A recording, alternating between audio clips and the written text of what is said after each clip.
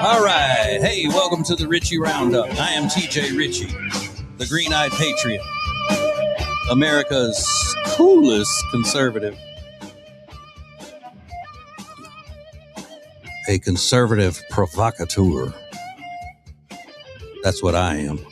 Blah, blah, blah, blah, blah.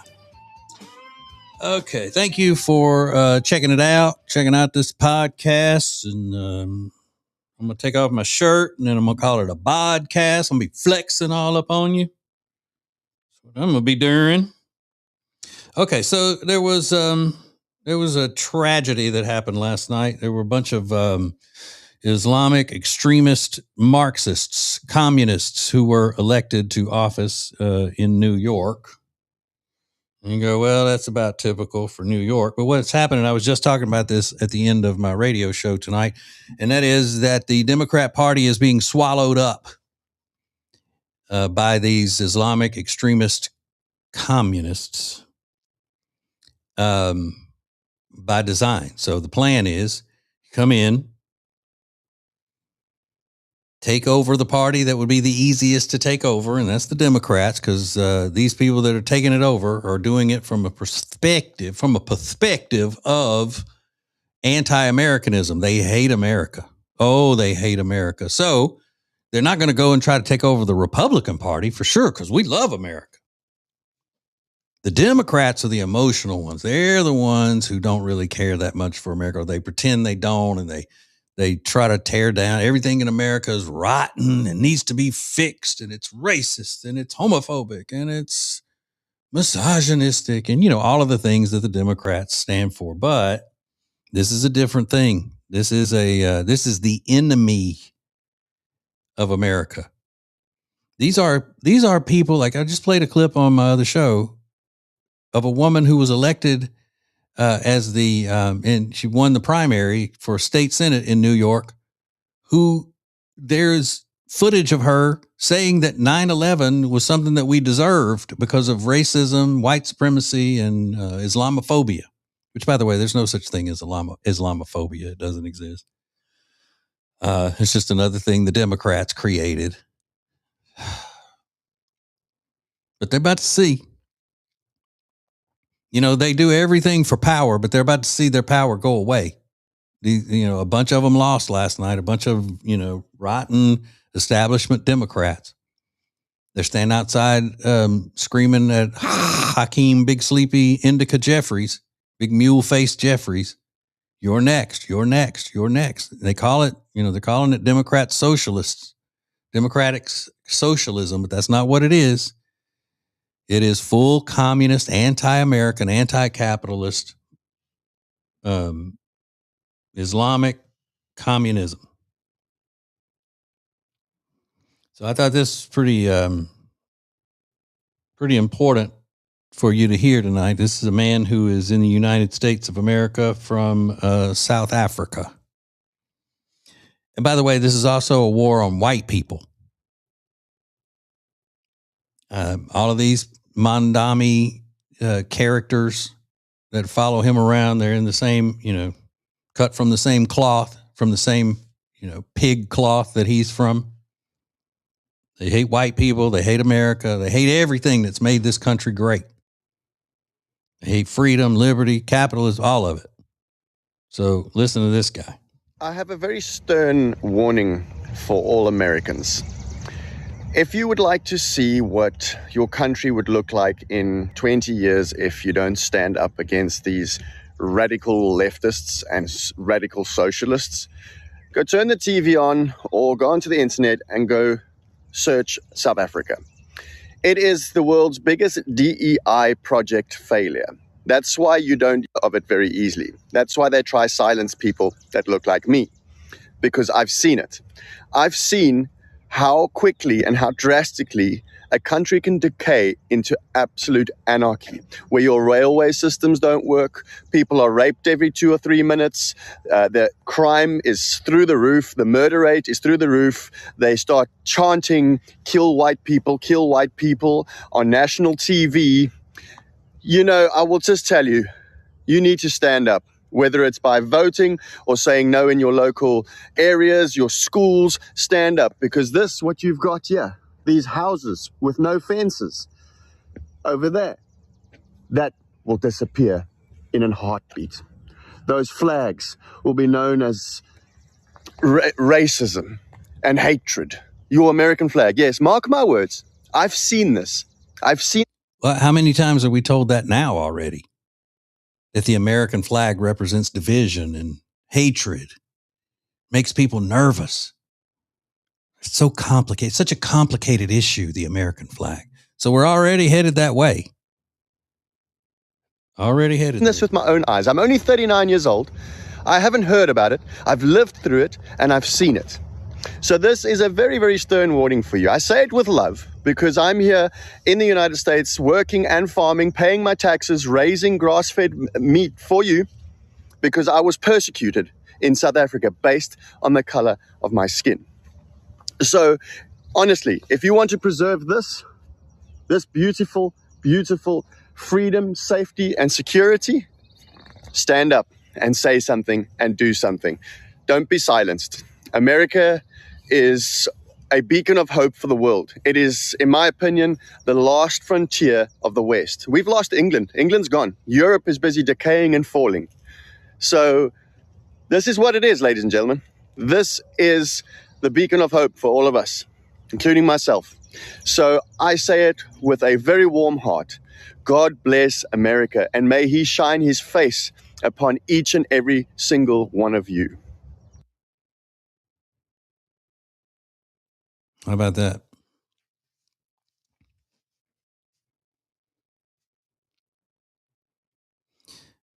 Now, I would add something to that, though, because I am, just Mr. Patriotism, Mr.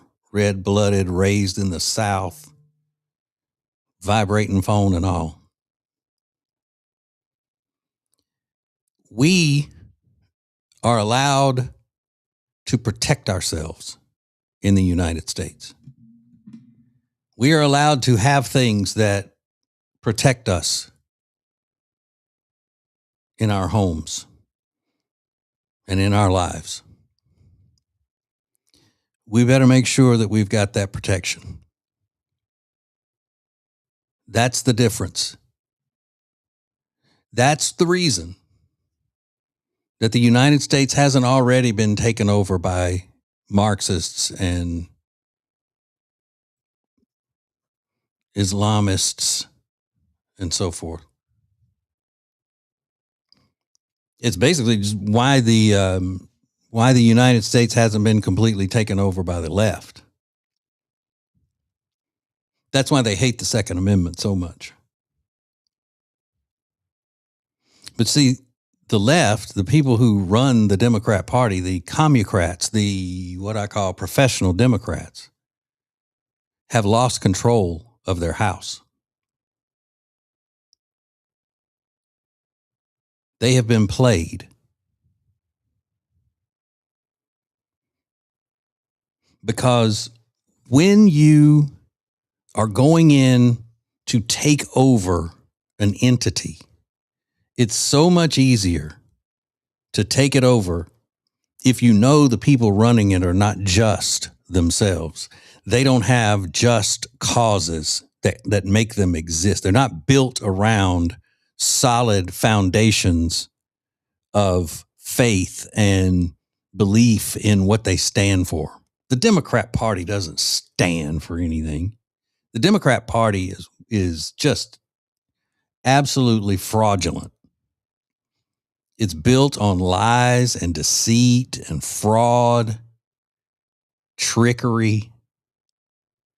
And so when you have a group of people come in that want to take over the United States, of course they're going to start with the party that doesn't stand for anything, the party that will allow anything to take place as long as it makes them think that they're winning or that they're beating the party or the other entity that does have morals, that is built on a foundation.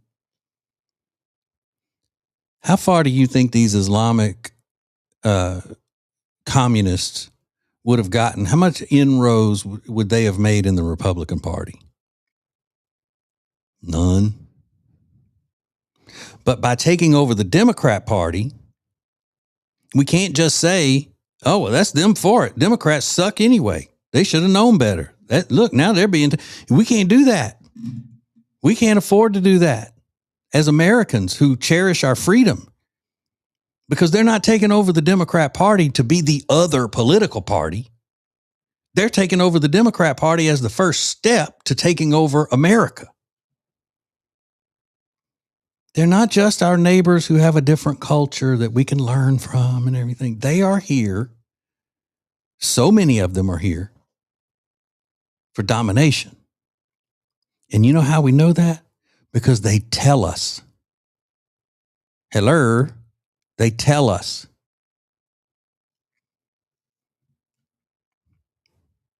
And then, we're in there fighting for our lives every day, trying to preserve the freedom and the liberty that this country has provided so many generations. And we want to preserve it for our kids and grandkids and beyond. But do you really feel like that our kids, grandkids, great grandkids are going to live in a free America? What percentage of your mind goes that way? Do you 100% believe that? I don't. Because even on our side, we don't have nearly enough people stand up in the face of this takeover and tell them to shut up, go pound sand. This is America. Sure, we have a few here or there. It's better than it was. But we don't have, look, they can't even pass the SAVE Act. The Republicans can't. How are we going to stand up to an entire political party that is driven by communist Islamic ideology? I guess maybe if it gets to a certain point, then finally it'll kick in and we'll say no more. But that needs to have already started, don't you think? First thing we need to do is start making laws where people who have come into this country from third world nations that hate America can't hold office. So you have the biggest attack on American soil in history took place on 9/11 in New York City. They are going to have, just take this lady this woman, this pig that I played at the end of my show that said 9/11 was our fault because of racism, white supremacy, and all that. She's going to be making laws in New York, making laws for New York. And she's a terrorist supporter. She supports the people who knocked down those buildings. How? How is that possible?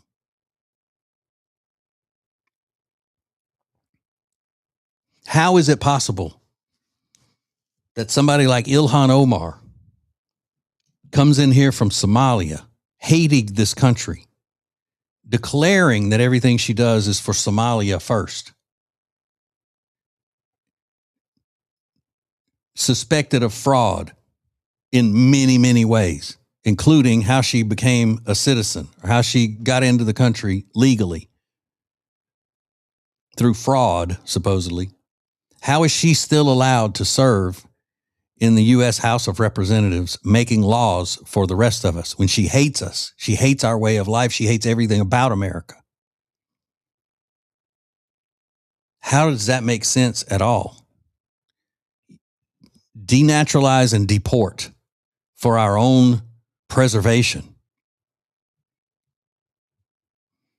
I have never, ever given in to anything where, somebody would say that a foreign country has anything better than ours or they do anything better than us. I'm a proud American. I would never admit.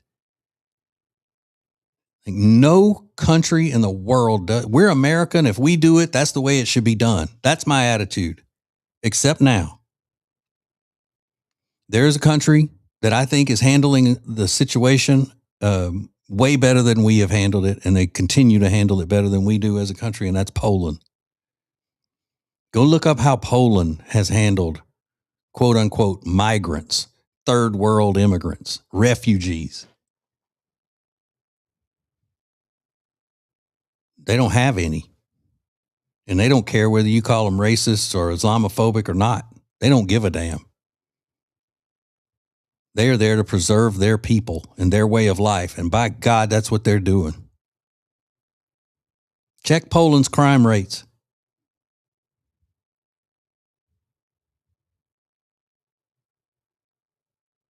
Seriously, that's your little homework assignment. Go look at how Poland handles third world immigration and how much different it is than other places like Great Britain and Ireland. We should be following Poland's lead. I can't believe I'm saying that. That I would say the U.S. needs to follow a foreign country's lead. But on this issue, we absolutely do. This is dangerous. This is dangerous. And I'm not just being hyperbolic. I truly mean it. I am afraid of what this country is going to be in 10 years. Hell, I'm afraid of what my little suburb of Charlotte is going to be. Every day I drive by where they are working on building one of these huge Islamic centers. My town has allowed it. Mooresville, North Carolina has allowed a giant Islamic Islamic center to be built right in the middle of everything. Now, do you think that they're having to build this big Islamic center just to have room for the people who are here to worship because their little mosque that they use now is not big enough? Or do you think they have to have this big center for all of the ones that they're planning on bringing in?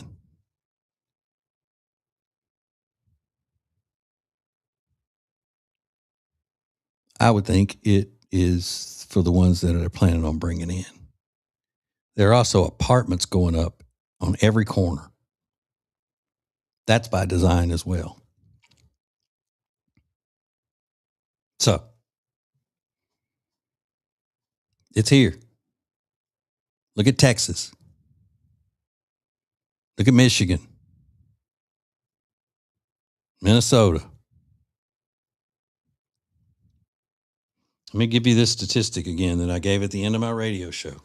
It's important. You call me Islamophobic if you want to. I don't give a damn. I don't give a damn. It doesn't affect me what you think of me. Let's see. Where is it? I'll get it. Okay, so I can expand on it a little bit. This is a long version, longer than normal, of the roundup, but it's important. All right. Total mosques in the U.S. from 1950 to 1926. In 1950, in the entire country, there were 15 mosques. Now, again, what I'm talking about going on in Mooresville, North Carolina is not a mosque. It's an Islamic center. Huge. Like a full campus. All right? So we're talking about mosques. In 1950, there were 15.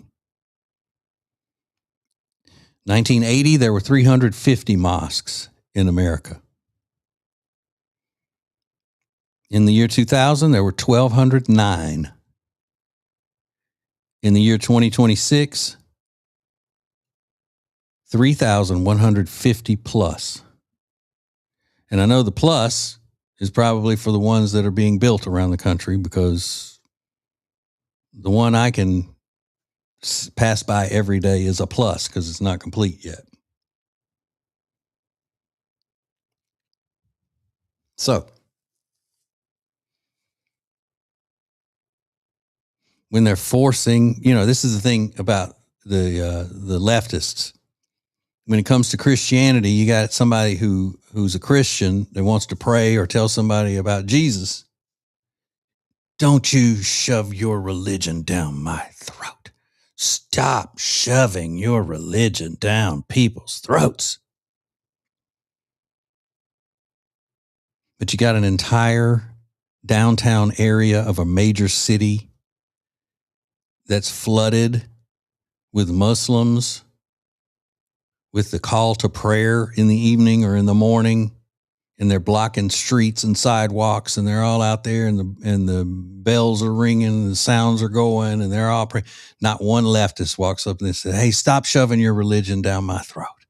Stop shoving your religion down our throats." They don't say it. They don't say it. Why? Because they're guilty whites. That's why. They're white, guilt-ridden, weak-minded leftists who have invited this because of their suicidal empathy. And their stupidity is going to bring down the rest of us if we don't do something about it.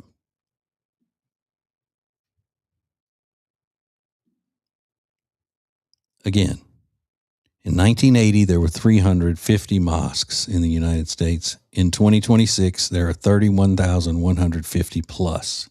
And that's after the largest act of war on American soil in history in the name of their religion.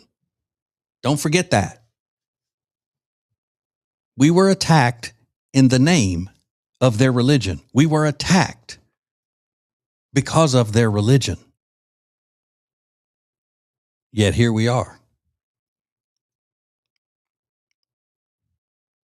on the soil of those buildings and those thousands of innocent Americans who were killed in New York. They just elected somebody who said we deserved it. You imagine that? You imagine the twisted brain that would do something like that, to go in there and vote for it. Now they say, well, it was only the Muslim population that elected. It was a low turnout, and it was mainly Muslim turnout that elected. But it doesn't matter. Why are they here? Why are that many of them here and eligible to vote? Why are they allowed to run for office? Why?